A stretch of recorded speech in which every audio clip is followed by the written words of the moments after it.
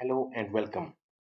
This is very first practical implementation lecture, and we will see how images are stored in computer memory and how images are visualized or displayed on a screen. From the theoretical concepts in our previous lecture, we have learned that images are represented in computer memory in terms of two-dimensional matrix. A random 2D matrix having many rows, many columns. This is basically the representation of digital image in computer. And the vice versa is also true. If images are stored in computer memory as two-dimensional matrix, this means any random matrix having rows and columns, it can be visualized, it can be displayed as an image on a screen. And this is what we are going to demonstrate. This is what we are going to start, and then we will be moving forward with the specific functions for image processing in the coming lecture.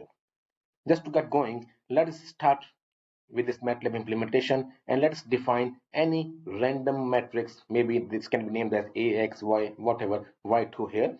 So I have got a random matrix having 5 rows, 5 columns. This is totally random. Right now, there's no issue that what values are there. You can define any random matrix having 5 rows, 5 columns, maybe 3 rows, 3 columns, 3 row, 9 column, whatever the resolution is required. Let us define any random matrix. And then let us use very basic function of MATLAB, image scan.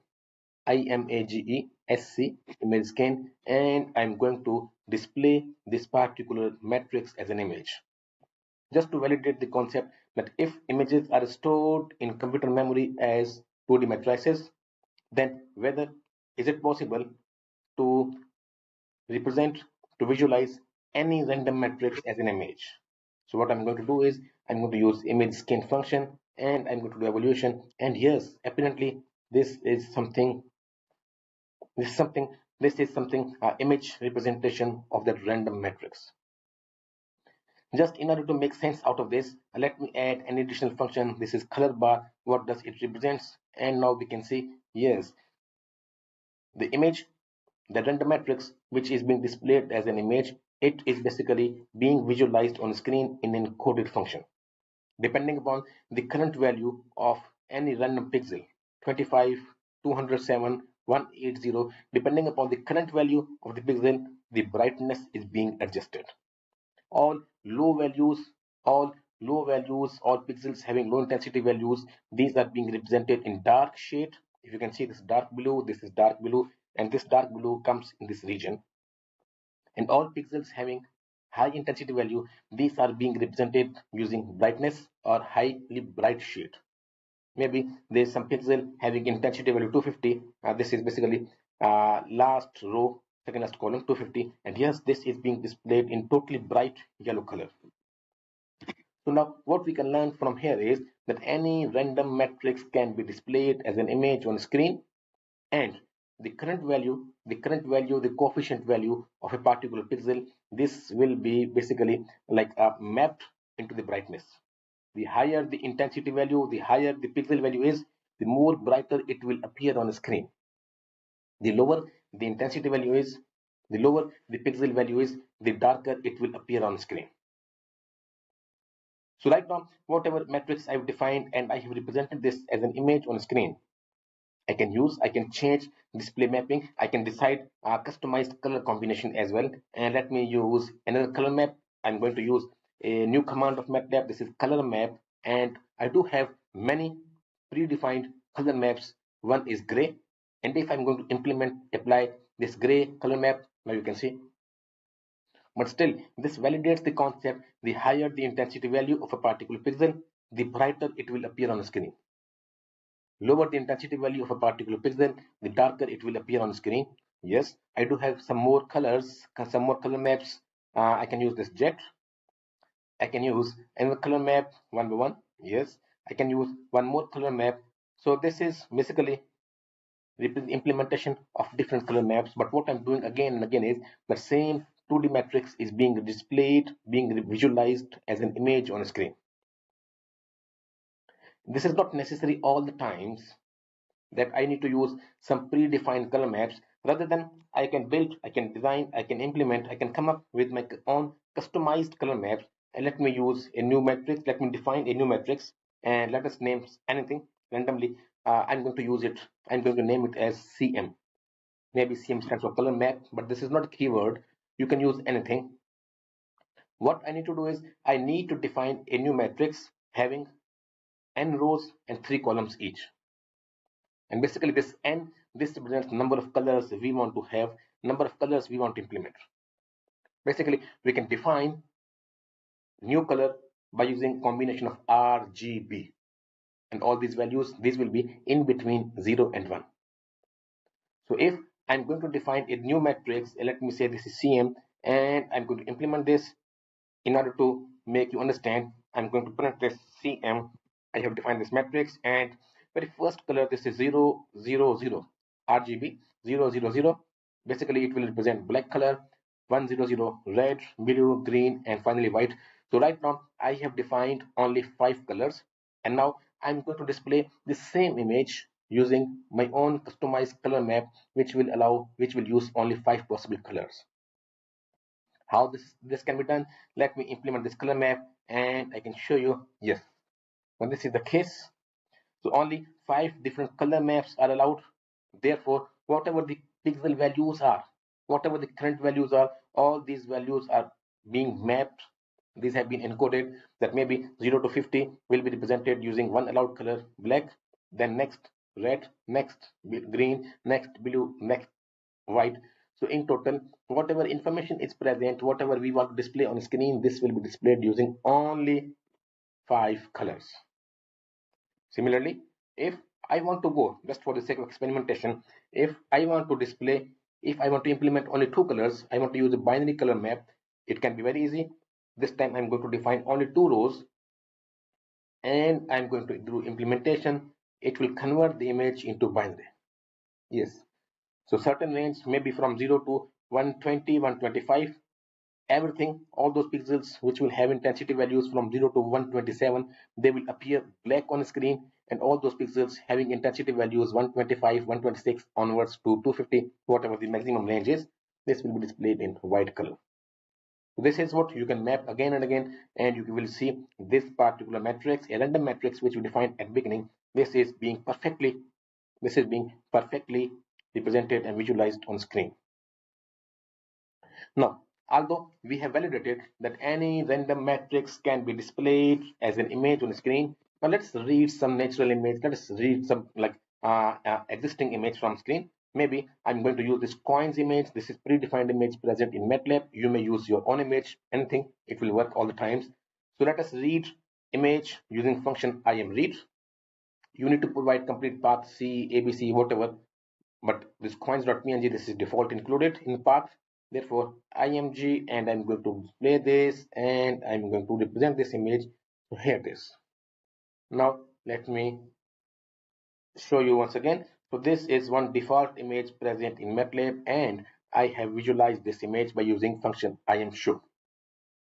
imRead for reading any image from like your folder from your drive, and imShow in order to display an image. Now you can see normally this horizontal, this is x-axis, this vertical y-axis, and this is basically two-dimensional function. If you remember the definition from image, images are 2D function or two-dimensional function. So this is what a existing image, and if you can see, there are few objects, there are few coins brighter than the remaining coins. Maybe let us apply the encoding scheme. Let's apply the color bar, how, just to see how does it works. And yes, this means all those regions having intensity value from 0 to 50, 60, 70, they will appear darker. Then this black, it would start turning to gray, gray, light gray, bright, and too bright. This means these two right coins, these are comparatively brighter. These pixels, these objects, these locations are having intensity value a lot higher than remaining coins, and these coins are having intensity value a lot higher than the remaining background. So this is how we can display an image using the simple functions of MATLAB on screen. From mathematical perspective, we have defined an image as a two-dimensional function And when I'm using the term two-dimensional, it means two independent variables will be there. There will be something on X, there will be something on Y, there will be many rows, there will be many columns, and for every combination of X, Y, there will be some value, there will be some behavior, there will be some intensity value. Like if you are going to interpret your image as a 10 by 10 matrix, so 10 rows, 10 columns, so in total this 10 by 10 matrix, it will have 100 pixels or 100 coefficients. Okay, so now at least we have learned how to display as an image on a screen, how to display a random matrix as an image on a screen, and now we are quite confident that images are stored in computer memory in terms of two-dimensional matrices. And this is what we have also learned during the very first definition of image, that it can be defined as two-dimensional light intensity function. Now, from mathematical perspective, it is very important to display images on a screen.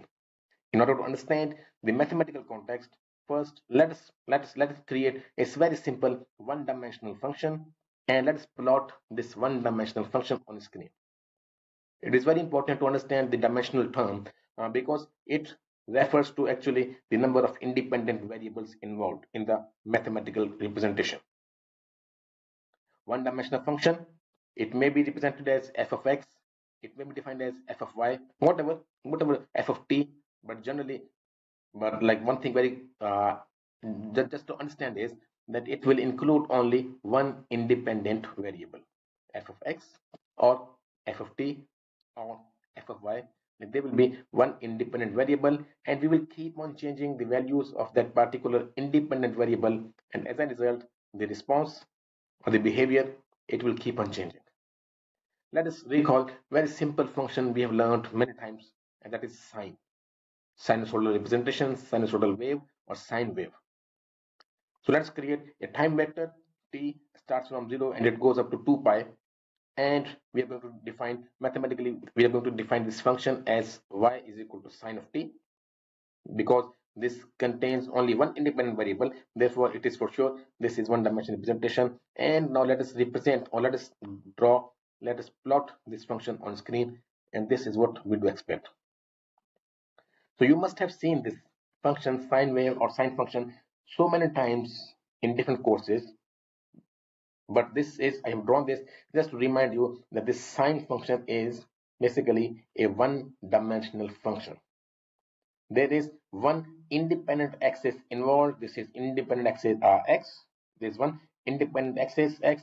We are going to plot many values on x-axis, and for every value of x-axis there is some response, there is some magnitude, there is some intensity, whatever you call this. There's some functional behavior, functional value y. So what we can conclude from here is, in mathematical context, that in order to plot, in order to visualize, in order to display one-dimensional function, we need a 2D screen.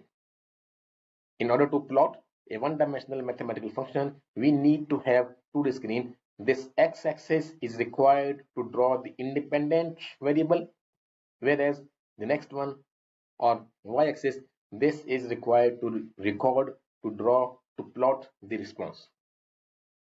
I'm again repeating that this is simple sine wave.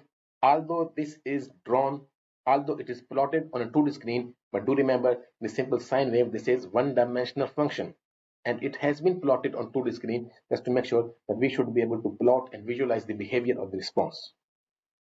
Now let us apply the same concept over 2D images. If we have 2D images, if images are defined as two-dimensional mathematical function, this means they will be two independent variables, x for representing columns, y for representing rows.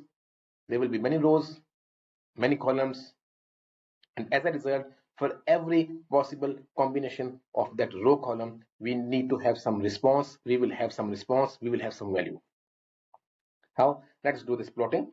Here does it come, and yes, in principle this is the true representation. In principle this is the true visualization of a 2D image. If you remember, X will have many values like many columns, Y will have many values like many rows, and for every combination of row column there should be some response, there should be some intensity value. Just for example, if you are referring a 5 by 5 matrix, there are 5 possible values on X, 1 2 3 4 5, 5 possible values of Y, 1 2 3 4 5. So in total it makes 25 boxes. 5 into 5, it makes 25 coefficients, 25 boxes, and there will be a particular coefficient value in every box. So therefore, we need to have an additional dimension. In order to display a two-dimensional mathematical function, we need to have an additional space, we need to have an additional dimension, as we have seen in case of 1D plotting. And this is the true implementation, that if we are having a 2D image, this 2D image is actually to be displayed, to be visualized using a 3D space in order to make sure that X and Y are progressing, and Y and the third dimension Z axis, it is recording the response or behavior. How?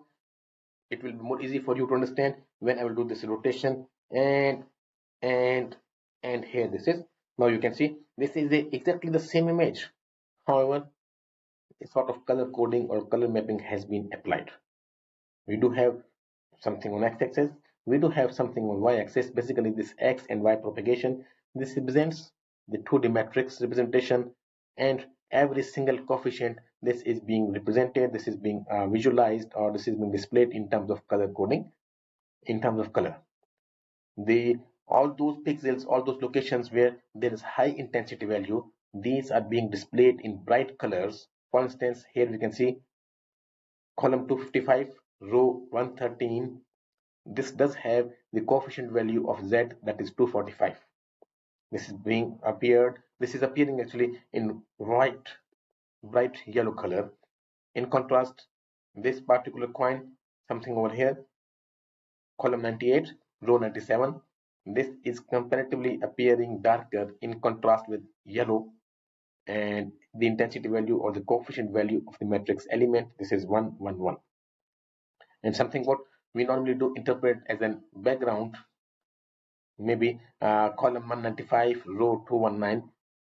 Over here, the coefficient value is comparatively low, 75, and as a result, it is appearing in image as significantly darker pixel with blue shade.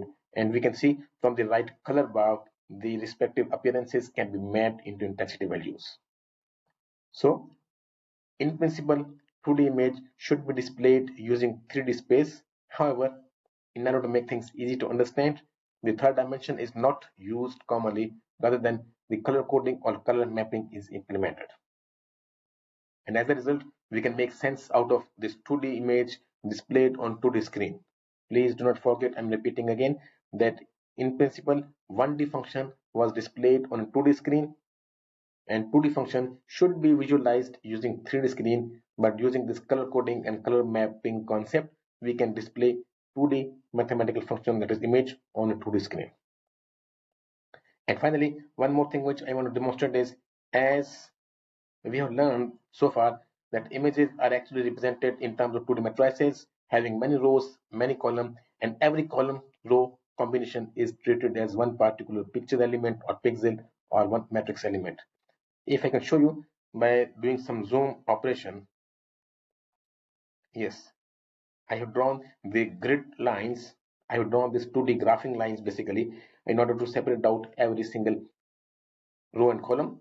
And as a result, you can see there are a number of different these boxes, and every single box is representing one particular element, one particular picture element, one particular pixel. Now you can see the behavior. The objects are appearing comparatively, all those pixels which are making up the object, they are appearing comparatively brighter with reference to the background, which is darker. And even inside these objects, those which are appearing brighter, this means these two coins and these all pixels, they should have higher intensity value in the matrix with respect to these remaining coins, and these are having high intensity value with respect to the background. And one thing very interesting we can notice is that there is a particular pattern at the boundaries or edges or the surround or the like endpoints of these coins. These objects, we can visualize that there's a specific pattern present at the corners, maybe corners or boundaries or edges. And this is very interesting because when we will work for object detection, these patterns are normally identified, these patterns are normally used, and normally what we call them as gradient. So this particular pattern will be used later on in order to do the object detection and object segmentation. So that's all for my very first lecture. Please stay tuned, and I will come up with second lecture, theoretical concepts along with the practical implementation. Thank you very much.